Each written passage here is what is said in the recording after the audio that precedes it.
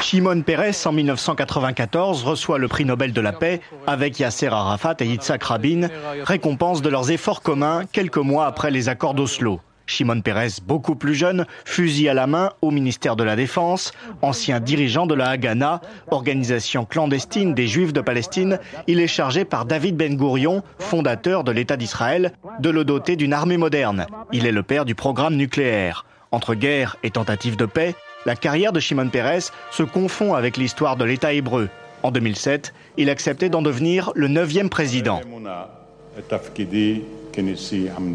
Si Shimon Peres incarne aujourd'hui la stabilité en Israël, c'est pour son exceptionnelle longévité politique. Jamais il n'a mené le Parti travailliste à la victoire, mais il aura occupé de très nombreux postes ministériels sous les gouvernements de Golda Meir, puis d'Yitzhak Rabin, autre grande figure du mouvement. Peres, Rabin, les deux hommes à la tribune, le 4 novembre 1995, quelques minutes avant l'assassinat par un ultranationaliste juif de celui qu'on surnommait le soldat de la paix. Shimon Peres promet de reprendre le flambeau. Donner un coup de pouce à la paix, ce serait la meilleure manière de rendre hommage à Yitzhak. Moins populaire que Rabin, mais respecté par la communauté internationale, il retrouve bien vite ses ardeurs bellicistes, déclenche l'opération Raisin de la colère contre le Hezbollah libanais.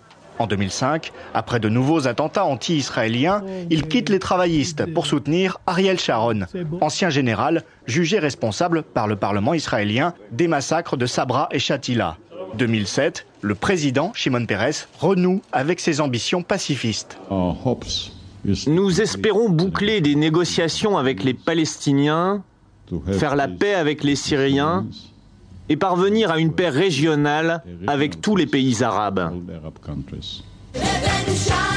Au président américain George Bush, il laisse même envisager une éclaircie. Le temps est compté. Cette année pourrait être la meilleure année pour faire la paix. Dieu sait ce qui va arriver. Mais quelques mois plus tard, à quelques semaines des élections, l'armée israélienne lance la grande offensive sur Gaza, justifiée selon Shimon Peres. En 18 jours, notre armée a fait contre le terrorisme ce qu'aucune autre armée n'a pu faire en plusieurs années. À peine un mois après, il exhorte la Knesset à faire de la résolution du conflit sa priorité, au-delà même de la question palestinienne.